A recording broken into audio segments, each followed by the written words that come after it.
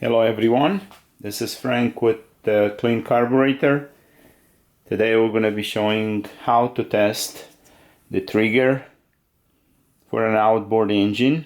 This particular one is made by Mercury for the Force 40 horsepower engine. It's been used on many other engines, different ratings.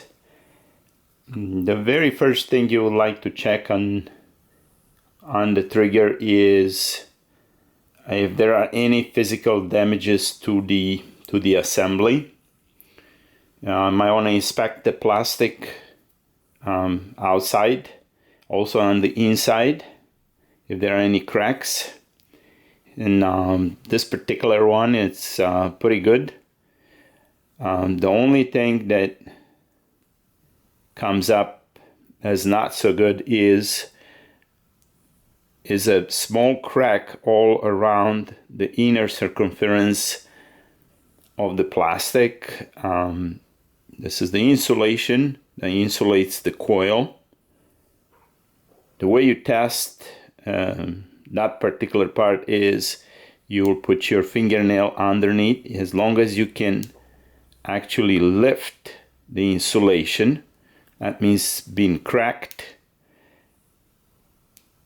As you can see, there are cracks all around the plastic. This engine got hot at one point or another. Reason why that happens. That doesn't mean the coil is bad or the assembly is not good.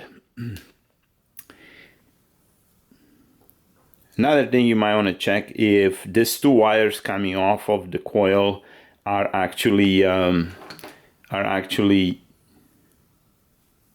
good, if they are insulated. The insulation has not been stripped off, not been pinched. Other than that, if the cables look good, you do a resistance check with an ohm meter. And the way you do it is you take the probes and you put it between the plastic shield and the metal part of the connector without touching with your fingers. It's because if you touch it with your fingers, then you will input your own resistance to the circuit, and you might be reading a different resistance. So this particular one reads 0.838, it's 0.84 kilo ohms. So that is 840 ohms. Another thing you might want to check is to see if the reading is stable when you move the wires around. It implies that they are not cracked anywhere. 840 ohms is actually within the manufacturer's spec, which is 800 to 1400 ohms. So I will call this trigger good. It can go on an engine. I got here another one of the same kind, the same vintage. What the difference is that this one does not have cracks around the inner circumference between the insulation and the plastic. Obviously, this engine never got overheated. It looks pretty good too. The only one thing on the older units is that the wires do get cracked once in a while, and you just have to be careful with that. The easiest fix is to cut the wires closer to the coil and just replace them, put the new connectors on, and the trigger would still work just fine. So let's see what is the resistance on this one. Again, don't touch the connections with your hands.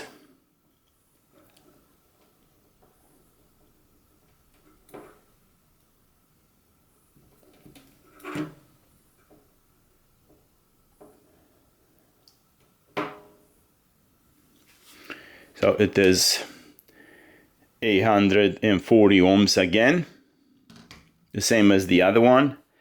As we said, let's shake the wires. If the reading's still good, that means this coil can be used. So I would call this coil good, with the exception that this wire here has to be fixed. And if I'm gonna go fix this wire, I'm gonna fix this one, put new connectors. By the way, you have to solder the wires on here. You cannot just use a nut for them or just twist them around. That is not good enough. It's gotta be, they have to be soldered. And then I put the shrinking cable on top of them, and that way you will have no problems after you reassemble it. So the two units that we tested today show good results, and they can be reused. It's hard to find these older parts nowadays.